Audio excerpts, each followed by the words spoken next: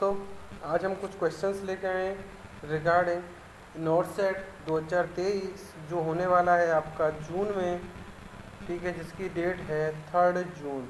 अगर आपने online application नहीं भरा है तो आप अपने मोबाइल से भी एप्लीकेशन फॉर्म भर सकते हैं, जो कि हमारी साइट पर आपको वीडियो मिल जाएगा जिसमें 1 to लेके लास्ट तक पूरी प्रोसेस आपको बता दी जाएगी। तो पहला क्वेश्चन हम यहाँ पे देखते हैं। First aid for low blood sugar if patient is unconscious. Low blood sugar है किसी व्यक्ति का जो क्या है, अनकॉन्शियस है, ठीक है, तो उसको क्या करना है। First aid, place glucose powder under the tongue, ये हो गया। Give oral glucose, give fruit juice, administer IV/RL। तो आपको इसमें एक चीज़ समझ में आ रही है, इसमें 2 वर्ड इंपॉर्टेंट हैं।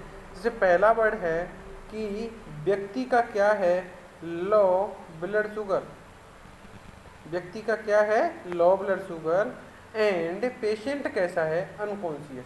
तो अब इसमें 2 चीज़ें आपको इंपॉर्टेंट दिखाई देंगी कि आप अनकॉन्शियस होने के साथ साथ आपको ये भी ध्यान रखना कि पेशेंट को क्या नहीं होना चाहिए, एस्पायरेशन। और दूसरी चीज़ वो बोल रहा है कि लो ब्लड शुगर इतना है कि वो क्या हो गया है, अनकॉन्शियस। तो आपको पता होना चाहिए कि अगर ये दोनों कंडीशन है तो आपको ऐसा कुछ सब्सटेंस देना है जिससे मोर रैपिडली अगर एब्जॉर्प्शन होता है तो ये बहुत ज़्यादा इम्पोर्टेंट हो जाएगी उसकी केयर के लिए।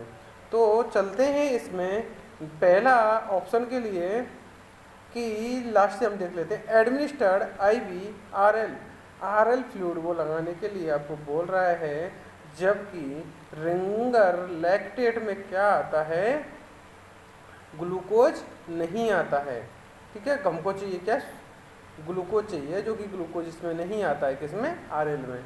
और इलेक्ट्रोलाइट आते हैं, लेकिन अभी हमारी प्रायोरिटी इलेक्ट्रोलाइट को करेक्ट करना नहीं है।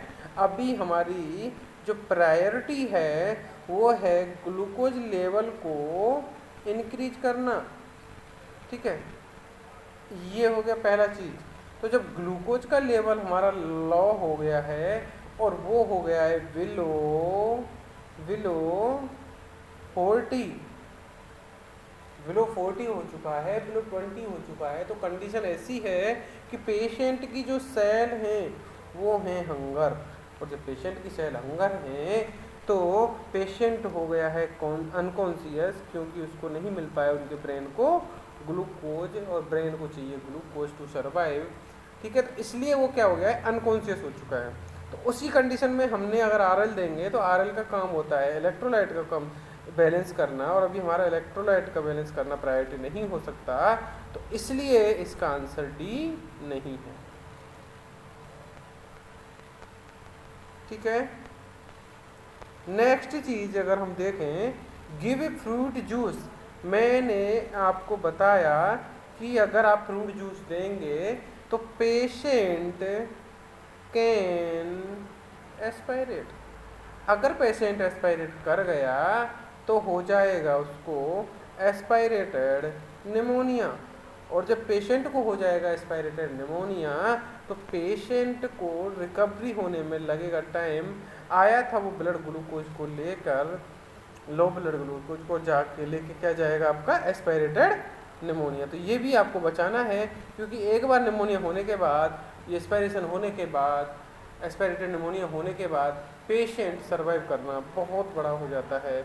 और दूसरी चीज़, अगर निमोनिया होता है तो होता है रेस्पिरेटरी प्रॉब्लम, जिसका नाम है रेस्पिरेटरी डिस्ट्रेस सिंड्रोम, जिसमें रेस्पिरेटरी डिस्ट्रेस होते ही पेशेंट में भी हो सकता है कोलैप्स, और आप नहीं बचा पाएंगे उसको। सबसे पहली चीज़ आपको ये है कि प्रिवेंट फ्रॉम एस्पायरेशन। अगर कोई पूछे तो आप उसको फ्रूट जूस मत देना, ठीक है। तो ये इसका आंसर नहीं है, और आंसर ये भी नहीं है। वो बोल रहा है आपको गिव ओरल ग्लूकोज, जी हाँ, आप ओरल ग्लूकोज दे देते जब कंडीशन कुछ ऐसी होती, पेशेंट कॉन्शियस होता। जब होता पेशेंट कॉन्शियस तो आप क्या देते उसको, ओरल ग्लूकोज। लेकिन अभी पेशेंट है आपका अनकॉन्शियस, अगर आपको दिखाई नहीं दे रहा तो पेशेंट कैसा है, अनकॉन्शियस पेशेंट को आप अगर ग्लूकोज देंगे तो क्या हो जाएगा, सेम प्रॉब्लम जिसका नाम है एस्पायरेशन। अगर एस्पायरेशन होता है तो पेशेंट नहीं कर पाएगा सर्वाइव। ये एक इम्पोर्टेंट वजह बन जाती है इसमें। तो आपको ओरल में कोई नहीं देना है। अब लास्ट एक ऑप्शन बचा है जिसको हम फर्स्ट ऑप्शन बोल रहे हैं, जो उसने पूछना चाहता है वही में हम बता देते हैं कि place glucose powder under the tongue. आपको समझ में इतना आया होगा कि यहाँ पर भी हम माउथ में कुछ दे रहे हैं, क्या इसको एस्पायरेट नहीं करेगा? जी हाँ, इसमें एस्पायरेट इसलिए नहीं करेगा क्योंकि जो टंग के नीचे रखने से जो एब्जॉर्प्शन रेट है वो बहुत ज़्यादा होता है। ठीक है, बहुत फास्टर एब्जॉर्प्शन होता है। कब? जब अंडर द टंग हम रखते हैं। ठीक है, अगर आपको थोड़ा याद हो तो जब चेस्ट में पेन होता है, जब एमआई होता है, जब एंजाइना होता है, तो हम एक गोली रखते हैं, एक टैबलेट रखते हैं जिसका नाम है नाइट्रोग्लिसरीन। जो नाइट्रोग्लिसरीन की गोली होती है उसको भी अंडर द टंग इसलिए रखते हैं इसका फास्टर एब्जॉर्प्शन हो जाए, और फास्टर एब्जॉर्प्शन होते ही वो जल्दी ब्लड में चला जाए और उसका इफेक्ट देखने को मिले। तो ये सब कंडीशन थी regarding low blood sugar in patient unconscious में। ठीक है, तो आपको इसमें आंसर फर्स्ट टिक करना था और फर्स्ट इसका करेक्ट आंसर है। If you want to see you have c. Next question है, और इस वीडियो का नेक्स्ट क्वेश्चन है full form of VCG। VCG का फुल फॉर्म पूछा है, इम्पोर्टेंट है बट कई बार वो आपसे पूछेगा स्पेलिंग, क्योंकि इसने तो स्पेलिंग में नहीं दिया है कन्फ्यूजन, लेकिन कई बार वो स्पेल आपसे पूछता है, और स्पेल मिस्टेक होने से आपका जो सरल क्वेश्चन जो सब सही करके आते हैं और आपका हो जाता है गलत। तो आपका ऐसा कोई काम नहीं करना है जिससे आपका क्वेश्चन गलत हो। तो चलते हैं BCG की फॉर्म। बेसिली कंटिन्यू ग्रोथ जिन्होंने फर्स्ट ऑप्शन दिया है। सेकंड ऑप्शन पूछा है बेसिली कालमेटी ग्यूरिन। थर्ड ऑप्शन में पूछा है breast feeding complete guideline. Third option में दिया, जो फोर्थ ऑप्शन में दिया है नॉन ऑफ द अबव। चलते हैं इस क्वेश्चन की तरफ कि जब BCG की फुल फॉर्म होती है वो होती है बेसिलस कालमेटी ग्यूरिन। स्पेलिंग याद कर लेना, जब पेपर में आएगा तो कंफ्यूज नहीं होना है। इसका डोज कब देते हैं वो आप यहाँ पे देख लीजिए। इसका डोज देते हैं हम एट बर्थ। ठीक है, एट बर्थ पे हम इसका डोज देते हैं। ये एक पाउडर फॉर्म में आती है। ठीक है, डाइल्यूट करने के लिए हम क्या लेते हैं, N और S। तो ये सब चीज़ें थी जो इम्पोर्टेंट है किससे BCG के रिगार्डिंग। नेक्स्ट क्वेश्चन की तरफ हम मूव करते हैं और इसका आंसर देखते हुए, what is the full form of IUCD and LAM? Intrauterine contraceptive device and lactational amenorrhoea method. पहला ऑप्शन दिया है international contraceptive device lactational menorrhoea method, inside contraceptive device lactiferous menorrhoea method, none of the above. आपको ये सब में हम देखते हैं लास्ट से कि डी में उन्होंने नॉन ऑफ द अबव दिया है, तो ये क्वेश्चन का ऑप्शन नहीं है। इसके ऊपर हम देखते हैं inside contraceptive device lactiferous menorrhoea method. तो आप इसमें एक चीज़ याद रखना है, इसमें पूछा है IUCD, तो यू का तो इसमें कोई रोल नहीं है, तो यहीं से होता है आपका ऑप्शन गलत। ठीक है, तो ऑप्शन आपका जो लास्ट वाला ऑप्शन था वो क्या हो गया है, रॉन्ग हो गया। बी ऑप्शन की तरफ मूव करते हैं, internal contraceptive device and lactational menorrhoea method. ये मेनोरिया मेथड नहीं होता है और इंटरनल कॉन्ट्रासेप्टिव भी नहीं होता है। थर्ड में देख, जो फर्स्ट ऑप्शन है जो इसका सही आंसर हो सकता है, intrauterine contraceptive device IUCD and lactational amenorrhoea method. जो लैक्टेशनल अमनोरिया का जो मेथड है, क्या फुल फॉर्म IUCD की आपको पता है? इंट्रायूटेराइन, यूटेरस के अंदर कुछ ऐसे सब्सटेंस डिवाइस लगाई जाती हैं जिनको हम प्रेगनेंसी को प्रिवेंट करने के लिए यूज करते हैं।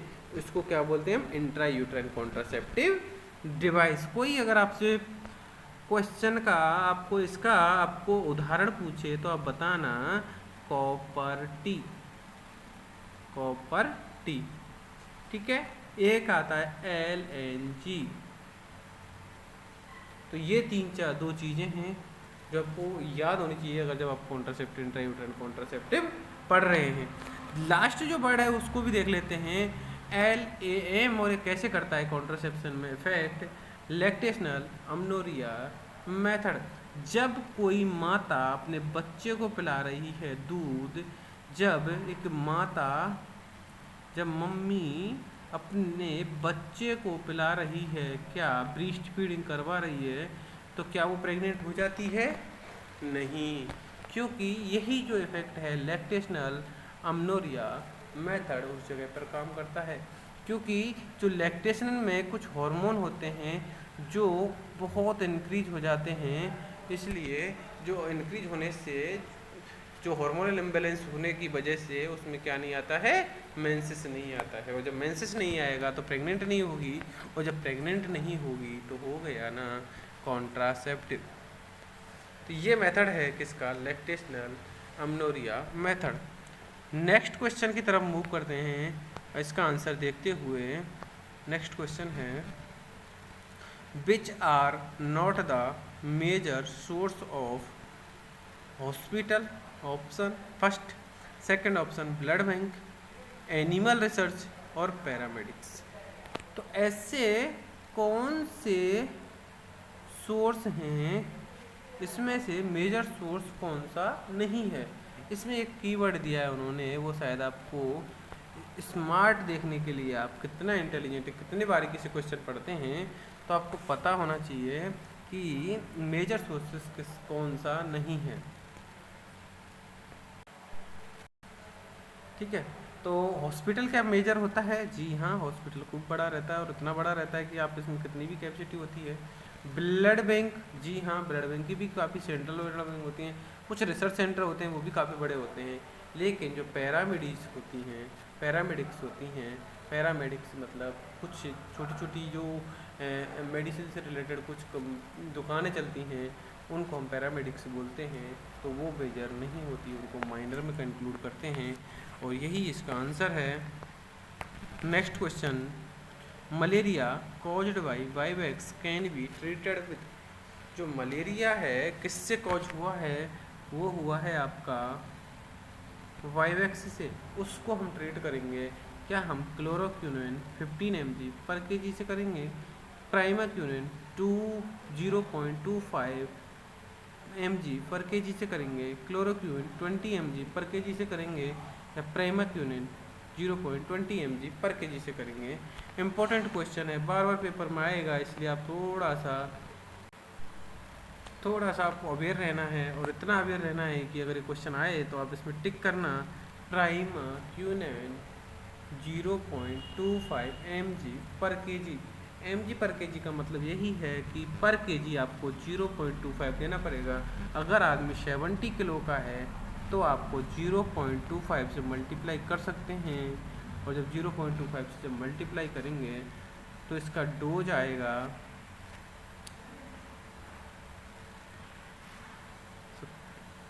5 7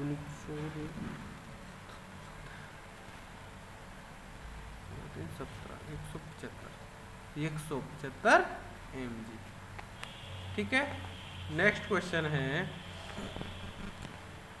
the village register maintain at sub center store should be store all informations about village except. एक रजिस्टर होता है जिसको हम क्या बोलते हैं? Village register.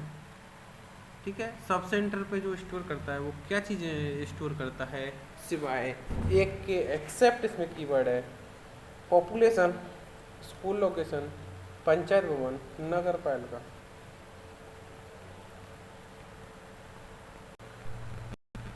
सब सेंटर है वो क्या स्टोर नहीं करता है, ये इसमें पूछा है। ठीक है, किसकी इंफॉर्मेशन स्टोर नहीं करता है? क्या वो जनसंख्या की करता है? जी हाँ। सोशल स्कूल की करता है, स्कूल की लोकेशन की? जी हाँ।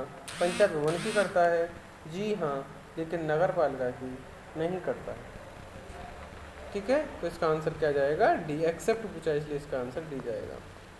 नेक्स्ट क्वेश्चन की तरफ मूव करते हैं और वो क्वेश्चन है आज हमारा स्टैंडर्ड। नेक्स्ट क्वेश्चन हम 2019 पे चलते हैं पहले। Standard criteria of the unit of transferring baby from nursery to post natal ward. इसका स्टैंडर्ड क्राइटेरिया कब होगा, क्या होगा जब आप ट्रांसफ़र कर रहे हैं एक बच्चे को नर्सरी से पोस्ट नेटल वार्ड में? क्या उसको स्टेबल बेबी बोलेंगे या गेनिंग वेट बोलेंगे, mother confident to look after the baby, या ऑल ऑफ द अबव? ये आपके 4 ऑप्शन हैं जो आपसे पूछना चाहते हैं। तो वो पूछना चाहता है आपसे कि आप जब एक बेबी को ट्रांसफ़र कर रहे हैं, इसका स्टैंडर्ड क्राइटेरिया क्या होगा nursery to post natal ward में। ठीक है, मतलब नर्सरी का मतलब जब वो उसमें था इंक्यूबेशन, उसमें से आप पोस्ट नेटल वार्ड में लेके जा रहे हैं, तो बच्चे में क्या चीज़ें आप देखना चाहेंगे? तो ये एक इम्पोर्टेंट क्वेश्चन है। जब आप बड़े क्वेश्चन करेंगे सॉल्व तो ऐसे क्वेश्चन आपको मिल सकते हैं। मौसमी का क्वेश्चन है, इम्पोर्टेंट है। क्या वो स्टेबिलिटी देखेंगे या फिर स्टेबिलिटी बेटा इसलिए नहीं देखेंगे क्योंकि जब स्टेबिलिटी इस टाइम मायने नहीं रखेगी, पेशेंट अभी स्टेबल नहीं हो सकता है। इतना अर्ली स्टेज में पेशेंट स्टेबल भी नहीं होता है, तो स्टेबिलिटी नहीं देखेंगे। क्या वो वेट गेन कर रहा है उस चीज़ को देखेंगे, अभी वेट गेन इतना इम्पोर्टेंट नहीं है।